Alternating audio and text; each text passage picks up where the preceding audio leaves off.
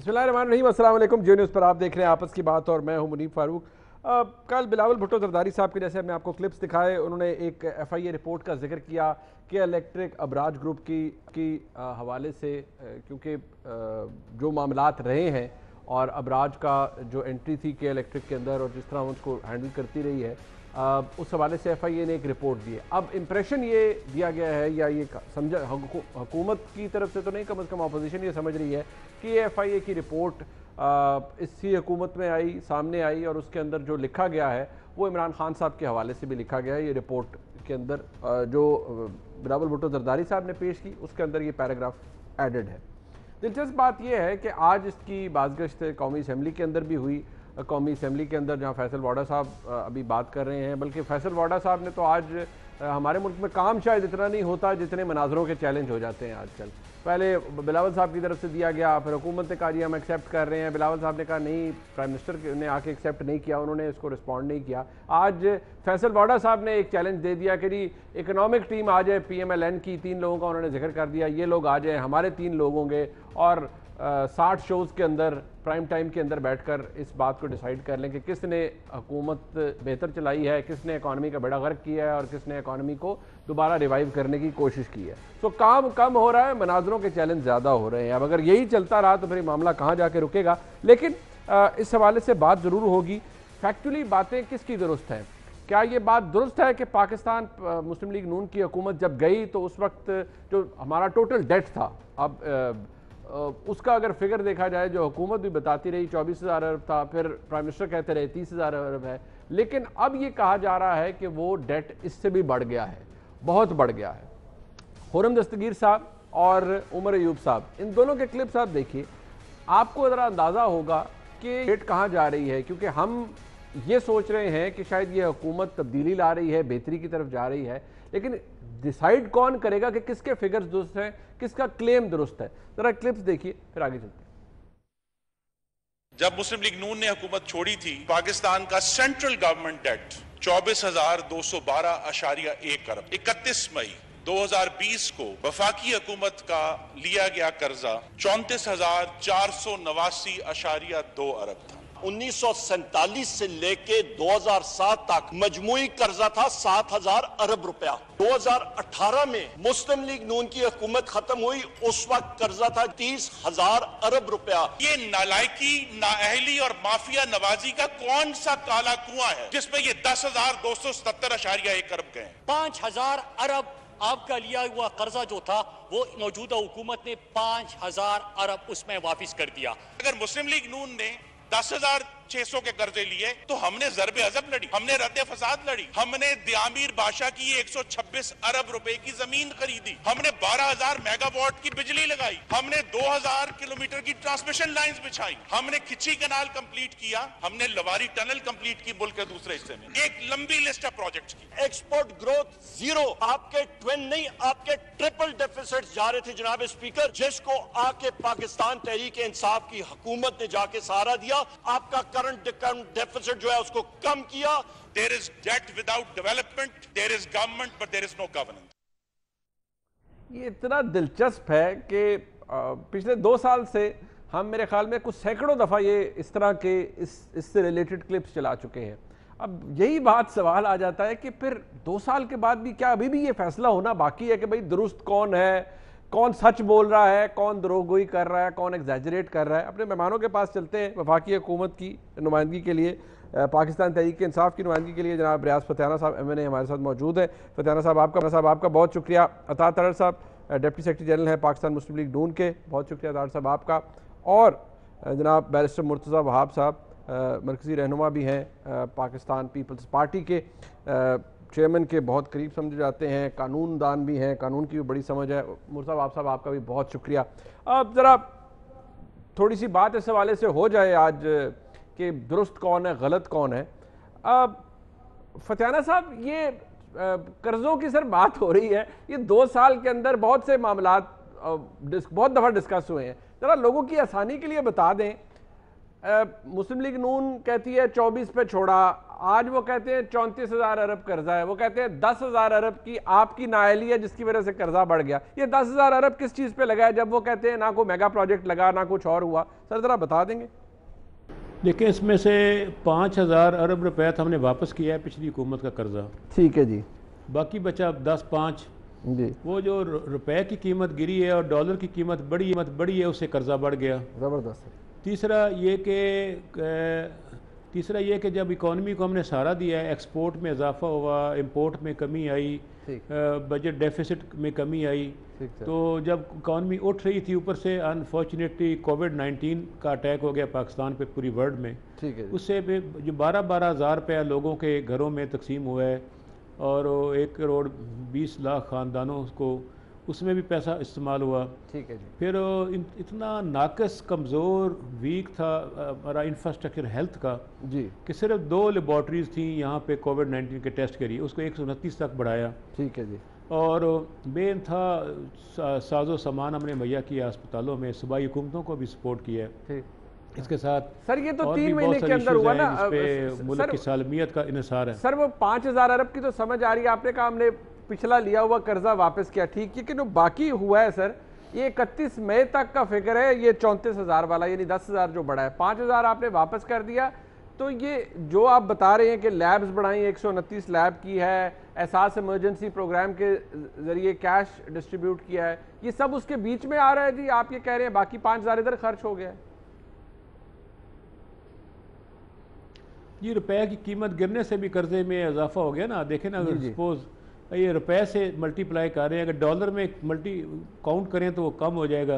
अब जहाँ 105 का डॉलर था वह 168 पे डॉलर गया, उससे महसूस ही होता है कि ज़्यादा रुपए हमने कर्जा बाहर के लिए। अच्छा, अगर उसको हकीकी मानों में तजिया और गौर करें तो इतना कर्जा बढ़ा नहीं जितना समझा जा रहा है। अच्छा, डॉलर की कीमत बढ़ने से, क्योंकि इकॉनमी बड़ी कमज़ोर थी, ठीक हो गया, आज की तो डूबी हुई मिली, बड़ी मुश्किल से तो मुल्क की नैया आगे चला रहे हैं हम। ठीक सर, वो जारी बात है, मुस्लिम लीग नून ने तो डिफेंड ही करना है अपनी पोजीशन। मैं जरा तारिक साहब के पास भी हूँगा, लेकिन मैं मुर्तज़ा वहाब साहब से पूछ लेता हूँ सबसे पहले।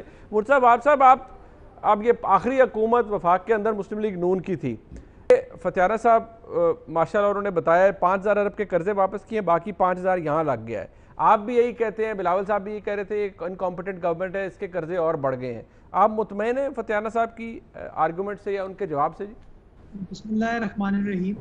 देखिए मुनीब, हक़ाइक़ कभी झूठ नहीं बोलते हैं। लोग बातों में तो बहुत सारी चीज़ें कर सकते हैं, लेकिन जो चीज़ ब्लैक एंड वाइट होती है उसको मैं समझता हूँ कोई भी डिस्प्यूट नहीं कर सकता।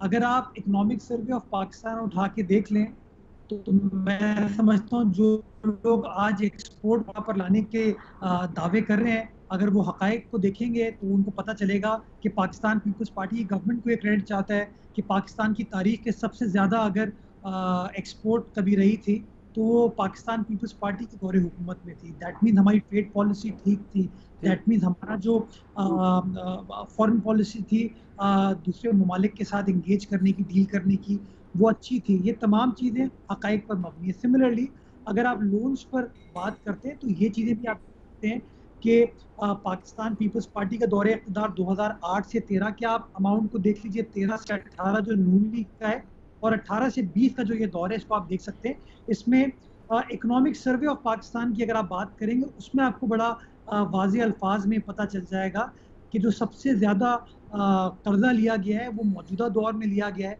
और अगर आप माजी में जाते हैं तो पाकिस्तान पीपल्स पार्टी के दौर का अगर आप मवाजना करते हैं तो हमारे दौर में इतना ज़्यादा कर्जा जो है हुकूमत की जानिब से नहीं लिया गया था।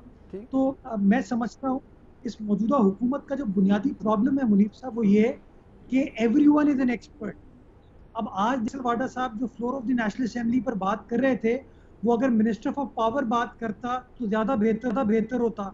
मिनिस्टर ऑफ वाटर का इससे कोई लेना देना नहीं है, लेकिन फिर भी उनको floor of the national assembly पर बात करने का शौक है। अनफॉर्चुनेटली इस मौजूदा हुकूमत का प्रॉब्लम ये है कि हर चीज़ के एक्सपर्ट हैं लेकिन काम करना इनको आता नहीं है। मैं समझता हूँ बातें करना इनका बुनियादी टारगेट है, हर चीज़ पर बातों पर फोकस करते हैं और काम करने पर ये बिलीव नहीं करते। और हक़ाइक़ पर जब कभी बात करेंगे, मैं समझता हूँ इकोनॉमिक सर्वे ऑफ पाकिस्तान कभी झूठ नहीं बोलेगा, उसमें कोई गलत बाजी में नहीं हुई, बल्कि अगर पाकिस्तान के नंबर्स में कभी गलत बयानी हुई उसका क्रेडिट भी मौजूदा हुकूमत के ऊपर जाता है कि रिसेंटली इन्होंने खुद इस बात को कन्फेस किया कि उन्होंने नंबर्स को थोड़ा एग्जैजरेट कर दिया था जीडीपी के हवाले से। तो मैं समझता हूँ थोड़ा सा इस हुकूमत को थोड़ा नज़रसानी करने की ज़रूरत है, थोड़ी सी इंट्रोस्पेक्शन करने की ज़रूरत है। ये हार्ड फैक्ट है कि उन्होंने पिछले 2 सालों में रिकॉर्ड कर्जे लिए हैं।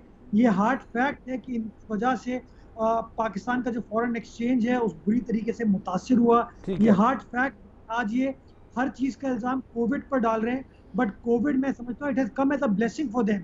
इनकी गलत पॉलिसीज की वजह से मैं समझता हूँ पिछले 2 सालों में जो तबाही इस मौजूदा हुकूमत ने की है उसका खमियाजा हम सब भुगत रहे हैं और आइंदा आने वाले जो वक्त है उस और भुगतेंगे। ठीक। अच्छा मुर्तज़ा साहब मेरे साथ रहिएगा। तारड़ साहब, ये आर्गुमेंट अपनी जगह ठीक है, इसके अंदर वजन भी हो सकता है। हुकूमत दे रही है 5,000 अरब के कर्जे उन्होंने वापस किए हैं।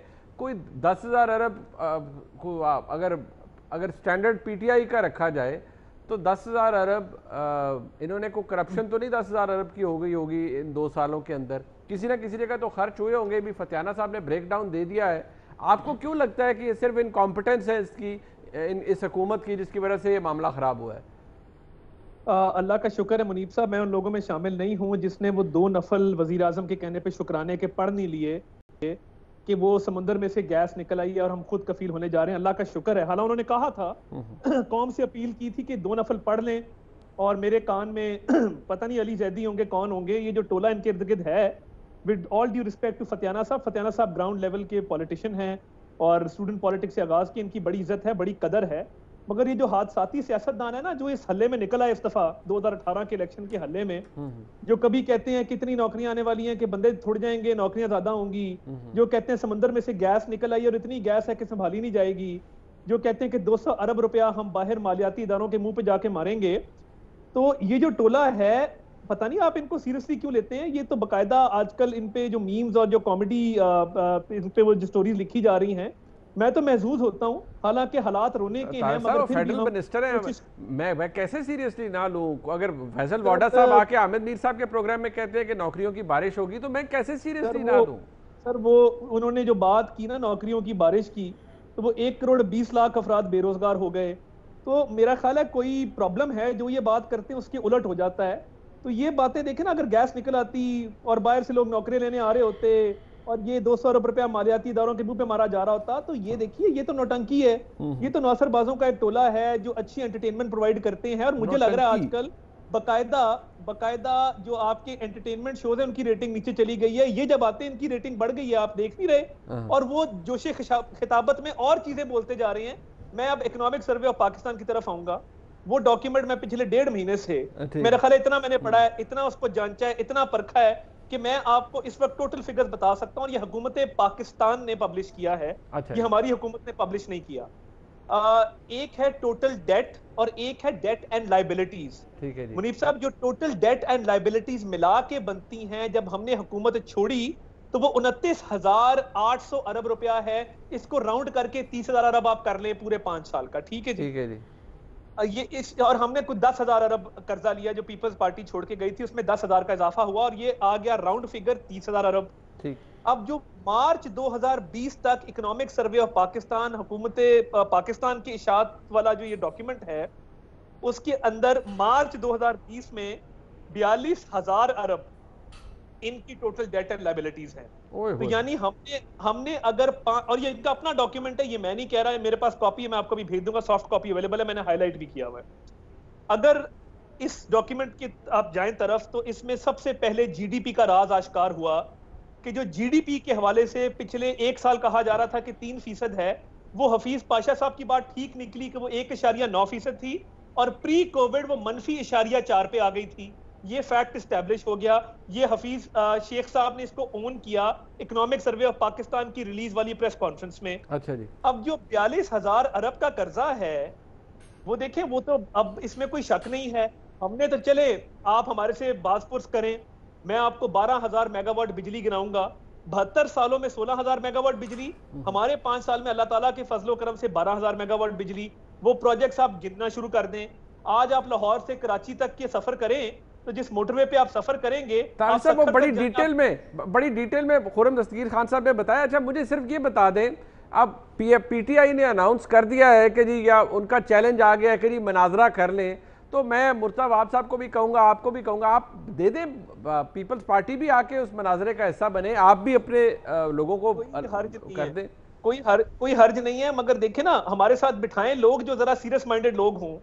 आपने अगर हफीज शेख साहब, सर हमाद अजहर साहब, असद उमर साहब, बिल्कुल ठीक है, बिल्कुल ठीक है। मैं एक और बात यहाँ पे करना चाहता हूँ कि देखें, जो डेट और लायबिलिटीज की ये बात करते हैं, तो फतियाना साहब मोहतरम फरमा रहे थे कि ये देखें वो वीट प्रोक्योरमेंट और वो एहसास प्रोग्राम, देखिए वो तो बजटेड फिगर्स हैं, वो तो बेनजीर इनकम सपोर्ट प्रोग्राम में ऑलरेडी बजटेड फिगर्स थे उस साल के। उसके बाद देखिए हमें कहा जाता था कि ये जी बड़ा एहसान करते हैं अगर ये गिनाते हैं कि हमने फंड कहाँ लगाया, ये सरकारी फंड है, ये टैक्स पेयर्स मनी है। तो बात ये है कि जो आपने एहसास प्रोग्राम गिनाया है वो बजटेड है, वो तो हर साल लगता है। जो वीट प्रोक्योरमेंट है 180 अरब की, वो हर साल होती है। बाकी जितने आपके अखराजात हैं वो तो हर साल होते हैं। ये कोई पहली हुकूमत तो नहीं जो अखराजात कर रही है। अच्छा। हमने तो वो अखराजात भी किए और हमने ओवर एंड अबव बिजली भी लगाई, मोटरवेज भी बनाई, हमने तो बड़े शॉर्टफॉल्स पूरे किए हैं। और हमने कोई गैस निकालने का दावा नहीं किया था, वो पता नहीं कब निकलेगी। जिन लोगों ने नफल पड़े हैं उनको मेरा ख्याल है। अच्छा, जरा फतियाना साहब से मैं पूछूं। फतियाना साहब, बात यह है, वैसे तो मैं गरीब आदमी हूँ, जब इतने एक तो अरब समझ में नहीं आते, ऊपर जब इतने हज़ार अरब होते हैं तो वैसे ही ब्लड प्रेशर डाउन हो जाता है। लेकिन चले मैं हिम्मत करके फिर भी आपसे पूछ लेता हूँ सर, ये जो अब जरा कुछ थोड़ी समझ आ रही है डेट प्लस लायबिलिटीज, वो आपकी बकौल तारड़ साहब के वो 42,000 अरब पे पहुंच गई है। ये तो सर बड़ी परेशान कौन बात है फतियाना साहब। ये तो सर जितना बड़ा मसला लोकस्ट है, जितना बड़ा मसला कोविड है, ये तो डेट भी इतना बड़ा मसला लग रहा है फतियाना साहब। मुनीफ फारूक साहब, दिलचस्प बात यह है कि अताउल्लाह तारड़ साहब और मुर्तज़ा वहाब साहब दोनों मेरे बरखुरदार हैं। दोनों के साथ मेरे बहुत क्लोज़ फैमिली रिलेशंस हैं और बड़े एहतराम का रिश्ता है। और मुझे खुशी है कि दोनों बच्चे जो हैं, नौजवान जो हैं, अपनी अपनी पार्टी में अच्छे दानिश्वर हैं और अच्छी सोच रखते हैं। अच्छा, गुजारिश ये है कि अगर पीपल्स पार्टी और नून लीग भी हमारे साथ नफल पढ़ने में शामिल हो जाती तो शायद गैस निकल ही आती। तो दूसरी बात ये है और प्रोग्राम में नियत कर गुजारिश ये है कि दूसरी गुजारिश ये है कि इनके अदवार में जो कर्जे लिए गए ना, वो सारे मोस्टली तितर बितर हो गए, पता नहीं चला कहाँ खर्च हुए। और अब हालत ये थी कि इनको कोई दूसरे मुल्क के बैंक कर्जा देने को तैयार ही नहीं थे, ये मिन्नतें करते थे कर्जे दें। और मौजूदा हुकूमत को अगर फौरी कर्जा हर शख्स देने को तैयार है, इसकी क्रेडिबिलिटी है। ठीक है जी। सब बैनुल-अक़वामी डोनर इदारे और फाइनेंशियल इंस्टीट्यूशन जानते हैं जी जी कि ये पहली हुकूमत आई है इतने अरसे के बाद कि ये इसमें जो भी पैसा दिया जाएगा मुनासिब और प्रॉपर जगह पे खर्च होगा। इस वजह से क्रेडिबिलिटी ज़्यादा होने की बिना पे आज तमाम सर पीएमएलएन को भी तो कर्जे मिले थे। इनको कौन सा कोई दुनिया फिरनी पड़ी है, इनको भी कर्जे मिल गए थे सर। जी, एक फ़र्क और भी है, इनके ना हाई मार्कअप पे कर्जे थे, हार्ड ज़्यादा लोन थे। अच्छा, हमारे सॉफ्ट लोन है। मोस्टली हमारे जो कर्जे हमने लिए हैं, जी जी, हमने बल्कि कई दिलचस्प बात यह है कि हमने सस्ता कर्जा लेकर इनके महंगे कर्जे वापस किए हैं। अच्छा, और इनके तो 3% 4% पे इनके कर्जे थे और हमारे 0.5% पे हैं, मैक्सिमम 1% पे हैं। एक ये भी फ़र्क है कर्ज़ों का। तो हम सस्ते कर्जे लेकर भारी कर्जे, भारी सूद वाले वापस कर रहे हैं। एक स्ट्रेटेजी है हमारी, ठीक है, और बड़ी कामयाब स्ट्रेटेजी है। Very good. तो मेरा ख्याल है कि इस वक्त तो हमें सबको लड़ाई झगड़ा नहीं करना चाहिए। आज अपोजिशन जिस तरीके से गवर्नमेंट को चलने नहीं दे रही, इसको परेशान कर रही है, इस पर इल्ज़ाम तराशी कर रही है, तो बेहतर होता कि कोविड-19 जो हालत जंग में पाकिस्तान है, इसमें अपोजिशन को हुकूमत के साथ मिलकर इस बीमारी का मुकाबला करना चाहिए। वैसे वो मौका ही नहीं है लड़ाई झगड़े का। सर वो आपके साथ मिलने को आप कहते हैं साथ मिले, जब वो साथ मिलने की बात करते हैं तो आप कहते हैं एनआरओ मांग रहे हैं और इनका बस एक ही काम है। जरा इस पर भी थोड़ी रोशनी डलनी चाहिए। एक मैं मुख्तसर सा ब्रेक ले रहा हूँ, मेरे तमाम मेहमान मेरे साथ मौजूद हैं, वापस आते रही जरा इस पर। और एहसन इकबाल साहब ने नैब में कंप्लेंट फाइल कर दी, जमा करा दी इमरान खान साहब के खिलाफ, और कहा गया कि इमरान खान साहब करप्शन की छतरी बन चुके हैं। पता नहीं इस मुल्क में असल करप्शन की छतरी कौन बनता रहा है और है, इस पर बात करते हैं ब्रेक के बाद।